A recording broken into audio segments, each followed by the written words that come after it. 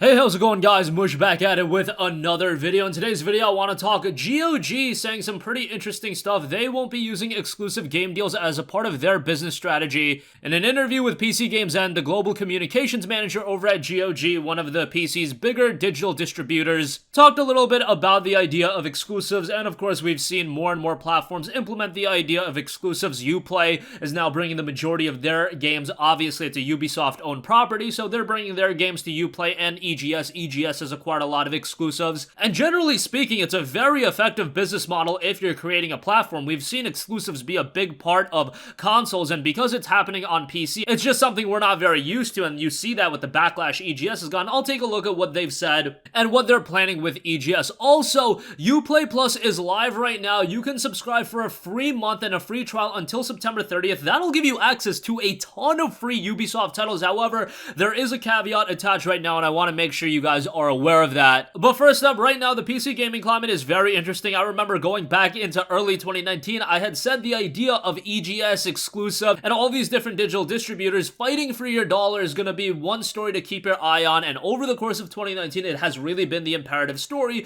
In the case of GOG, they have been making massive strides in terms of offering DRM-free games, GOG 2.0, where they're connecting all of your platforms together. And they're doing a lot of good stuff, but they're doing a lot of good stuff without the idea of actually releasing exclusives. I thought for a little bit that Cyberpunk 2077, given that GOG is owned by CD Projekt Red, I was thinking, hey, it could be pretty natural that Cyberpunk 2077 is a GOG exclusive, but then it turned out it's going to release on just about every platform, and I was honestly a little surprised by that just because we've seen it with Ubisoft and Uplay, we've seen it with EGS. The idea with all of these platforms is to acquire exclusives. That's the easiest way to get people to jump over. When you look at competing platforms on the console space, how do they get you to jump over from one platform versus the other? Well, it all comes down to the exclusives. This has been an accepted thing in the console gaming world for as long as we can remember. Why did people go with the PS4 over the Xbox One? Well, it's a lot of reasons, but exclusives are one of them. You look at the Xbox One exclusives and it's absolutely garbage compared to the PlayStation 4 exclusives. If we had a PC platform that one platform got all of these great games and the other platform just didn't have a lot of great games in terms of exclusives, well, naturally people are gonna flock to that one platform. Obviously,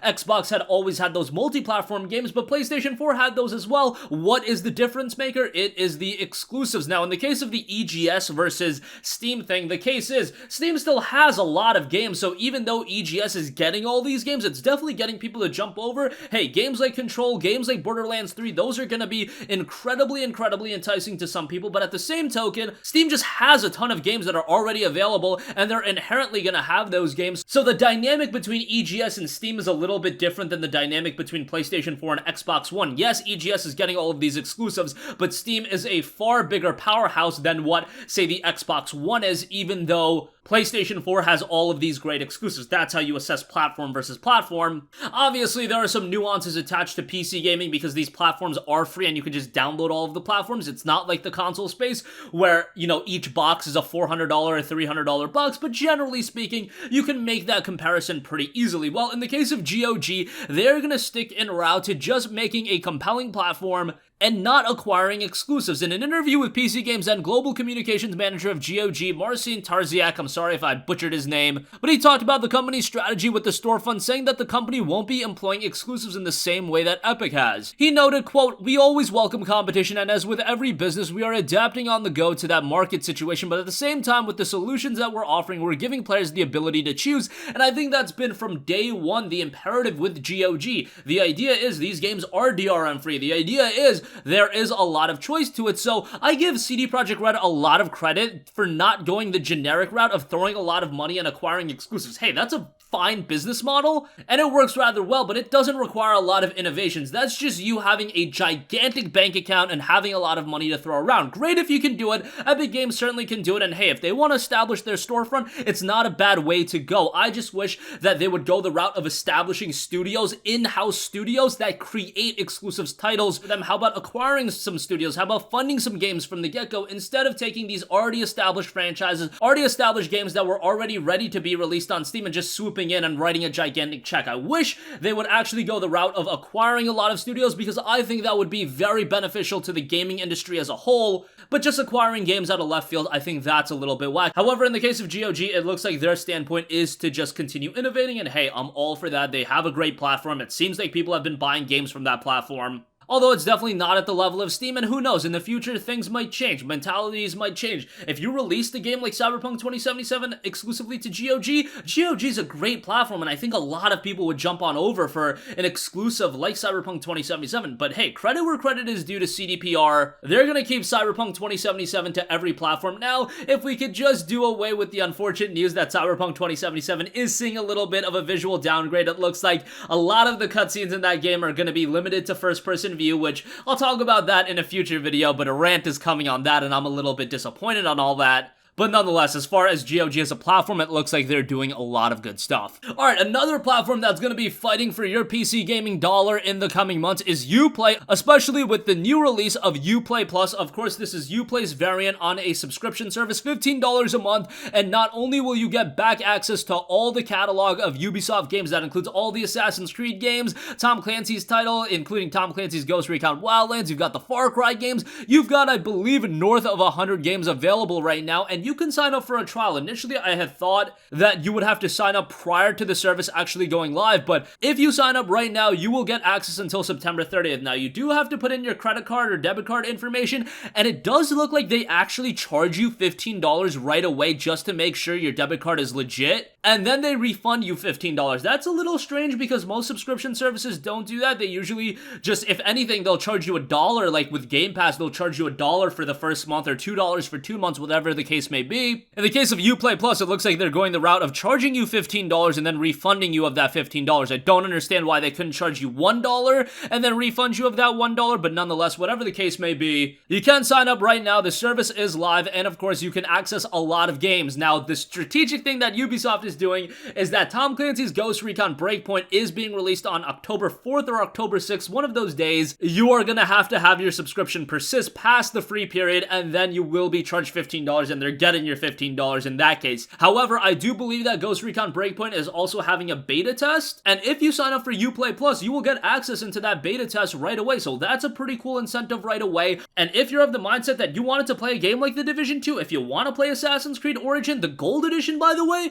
hey, sign up for UPLAY Plus, try it out for a month, see how you like it. You can try out all these games. Now, obviously, you won't be able to complete the majority of games in just a month period. That's why it is a subscription service, and they're trying to get you in for the long haul, but there are some cool Ubisoft titles that are going to be released in the near future. Of course, Ghost Recon Breakpoint, and do remember that you get the highest edition of all of these, so Breakpoint's Gold Edition or whatever would be like $100, I believe. Now, who's really paying $100 for the Gold Edition? I would wait for a sale if you're, really interested in all the DLC and that kind of stuff, but nonetheless, you are getting the highest editions. Then early next year, you have the release of Gods and Monsters, and more importantly, Watch Dogs Legion, which are two pretty major releases. Personally speaking, I have interest in Ghost Recon Breakpoint, and I have interest in Watch Dogs Legion, so if I bought the base game of both of those, that's $60 a pop, and right away, that's $120. Now, $15 a month would take it to $180 a year. Unfortunately, at this point, it doesn't look like they have some sort of 12-month subscription. If they had a 12-month subscription and that was like $100, like what Origin is doing with their Origin Access Premier, I think that would be a really good value. I know some of you guys are of the mindset, hey, I like owning my games. I'm never going to subscribe to a subscription service, whatever the case may be.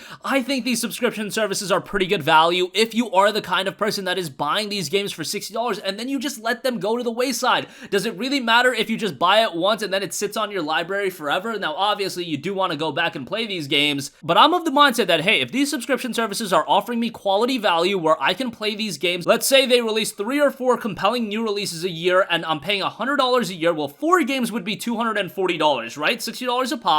Well, then I essentially get access to those 4 games for the year for $100. In the case of, oh, you aren't owning the game, well, guess what? I can play all 4 of those games, and down the line, maybe a year or 2 after the fact, those games are going to be dirt cheap. Whether it be $10, whether it be $15, they will get cheaper, and at that point, if my subscription lapses and I want to go back and revisit those games, well, I can buy them for $10 or $15 if I do want to revisit them. I played them when they came out, when they were fresh, when they were new, when I wanted to play them, and if I did want to revisit them, well, at that point, a year or two later, they're available super cheap. That's why I don't understand why everybody is super against subscription services. Now, I can understand if you are against it in terms of the long-term ramifications for gaming as a whole. Yes, I definitely understand. If you're worried on the fact of what are the ramifications on subscription services to gaming as a whole, I can definitely understand from that standpoint, because I question how incentivized a studio like Xbox Game Studios is gonna be to create compelling game after compelling game when they're offering them for $9.99 a month or whatever the case may be. UPLAY, the same thing. When you're offering these games super cheap just as an additional value offer to a subscription service, is that inherent need to offer a super high quality, typical $60 AAA experience still gonna be there? I have questions on that, but nonetheless, we'll have to see that play out. It seems like for the most part, Netflix originals are pretty good. I know there are some crappy Netflix originals, but there are usually some really good ones, so if we can keep a quality level like that, hey, I would think that would be pretty good. But that's just my 2 cents. I'm definitely interested in hearing your guys' thoughts, so that's gonna conclude this video. Talked a lot about all that stuff, but GOG won't be using exclusive game deals as a part of their business strategy. I think in the future, hey, if they get really off the ground and they want to take it to the next level, a CD Projekt Red title being exclusive to GOG, even though I wouldn't like it in terms of it limiting gamers to one platform, it would do huge numbers from a business standpoint, and I do think it would get a lot of people to jump over. I think it goes without saying on that. But let's hope GOG does stick to their game plan right now. And UPlay Plus live right now, you can sign up, get free access until September 30th. A little bit weird, as it does seem like you're getting charged $15 right away, and then you get refunded it. But nonetheless, pretty good value as well. And you can check out the Ghost Recon Breakpoint beta as a part of that. That's going to wrap up this video. If you guys have a request for a future video, you can leave that in the comment section down below, and I will catch you guys in the next one. Peace out. Hey, what's going on, guys? Mush here again. Hope you enjoyed the video. As you guys might know, YouTube's notification system is sometimes a little bit wonky, even if you're subscribed to the channel. Maybe you're not abundantly aware that I uploaded a video. To remedy that situation, make sure you hit the bell notification button. This way, whenever I upload a new video, and I try to upload as consistently as possible, you will be notified directly of the upload, and you can watch it as soon as it goes live. I would really appreciate if you guys hit that button so you can stay up to date with all of the content I'm posting. But as always, guys, thanks for watching, and I'll catch you guys in the next one. Peace out.